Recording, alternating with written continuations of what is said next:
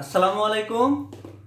ডেমোশপ বাংলা থেকে আজকে আপনাদেরকে একটা বিষয় বলতে যাচ্ছি, যে বিষয়টা হয়তো অনেকেই জানেন না।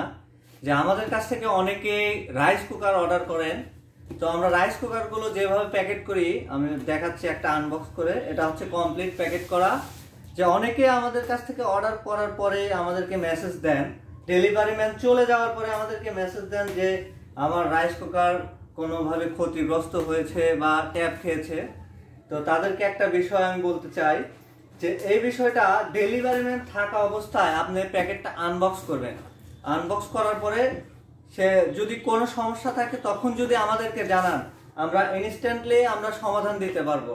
আর ডেলিভারি ম্যান চলে যাওয়ার পরে যদি জানান, তাহলে কিন্তু আমরা কোনো সমাধান করতে পারবো না। এই দেখেন, প্রথমে রাইস কুকারের যে উপরের পাটটায় একটা অংশ দেওয়া থাকে, তারপরে মোটা একটা কাগজ দেওয়া থাকে। আমি দেখাচ্ছি আরো ভালো করে। এই যে এতে হচ্ছে বাবল পলি দেওয়া থাকে এবং নিচেও আর একটা ককপিটের পার্ট দেওয়া থাকে।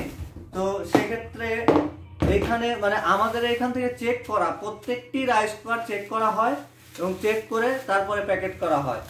এই দেখেন, একদম ফ্রেশ কন্ডিশনে। আর এত মোটা পুরুত্ব দিলে আমার মনে হয় না যে রাইস কুকারগুলো সমস্যা হওয়ার কথা। তো আপনারা যারা আমাদের কাছ থেকে যারাই রাইস কুকার জাতীয় কোনো আইটেম অর্ডার করবেন, আমাদেরকে মানে ফোন দিবেন, ডেলিভারি ম্যান থাকা অবস্থায় জানাবেন, আমরা ইনস্ট্যান্টলি সমাধান করব। আমি লাল কালারের একটা আমি আনবক্স করে দেখাচ্ছি আপনাদেরকে। এই যে এটা হচ্ছে রেড কালার, এটার প্যাকেট কোয়ালিটিও আমি দেখাচ্ছি।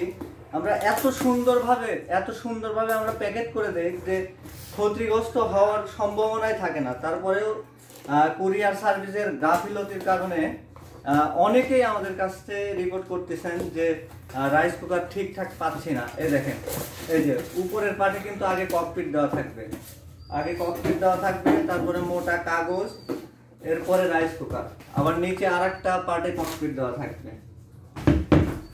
আর এখানে দেওয়া থাকবে বাউল করে। এই দেখেন, একদম ফ্রেশ ভাবে আমরা প্যাকেট করি। প্রত্যেকটা রাইস কুকার কিন্তু আমরা একদম ফ্রেশ ভাবে আমরা চেক করে তারপরে প্যাকেট করি। সেক্ষেত্রে আপনারা আমাদেরকে প্রোডাক্ট হাতে পাওয়ার সাথে সাথে যদি কোনো সমস্যা থাকে, ডেলিভারি ম্যান থাকা অবস্থায় আপনারা প্রোডাক্ট খুলবেন এবং আমাদের কাছে রিপোর্ট করবেন।